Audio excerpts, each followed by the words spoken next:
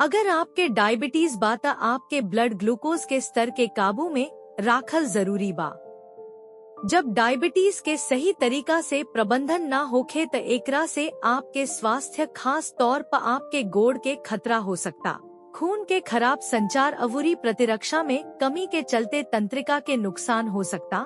जवना के चलते पैर में अल्सर चाहे खुला घाव हो सकता। यह स्थिति के डायबिटिक फुट अल्सर के नाम से जानल जाला।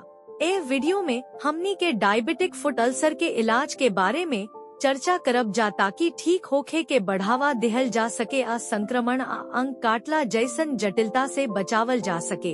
एक डिब्राइडमेंट में अल्सर से मरे वाला क्षतिग्रस्त भा संक्रमित ऊतक के निकालल जाला जेवना से नया ऊतक सब के बढ़ती होला आ संक्रमण के खतरा कम हो जाला। डिब्राइडमेंट स्वास्थ्य सेवा पेशेवर के करे के चाहिए। 2. संक्रमण नियंत्रण। डायबिटीज के पैर के अल्सर में खून के बहाव अवूरी प्रतिरक्षा के खराबी के चलते संक्रमण के संभावना ज्यादा होखेला। ऐसन स्थिति में बैक्टीरिया के कल्चर करावे के चाहिए आ संक्रमण के नियंत्रित करे खातिर उचित एंटीबायोटिक दवाई लिखल जाए। 3. ऑफलोडिंग। ऑफलोडिंग से मतलब होला पैर के अल्सर वाला इलाका पर दबाव कम कैल ताकि औरी घाव भा संक्रमण ना होखे। बाजार में डायबिटीज के खास जूता उपलब्ध बा जवन की अल्सर वाला जगह से दूर वजन के बाटे में मदद करेला, जवना से दबाव कम हो जाला। 4. घाव के आसपास नमी के बना के राखल।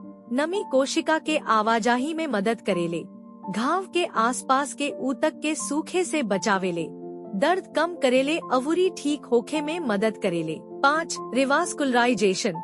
ब्लड ग्लूकोज के मात्रा ज्यादा होखे के चलते खून के संचार खराब हो सकता अवूरी खून के नली खराब हो सकता।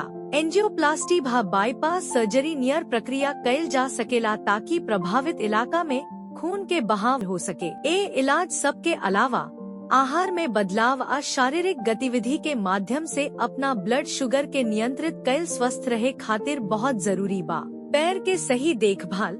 जवना में चोट के नियमित जांच अवूरी डायबिटीज के अनुकूल जूता पहने भी जरूरी बा।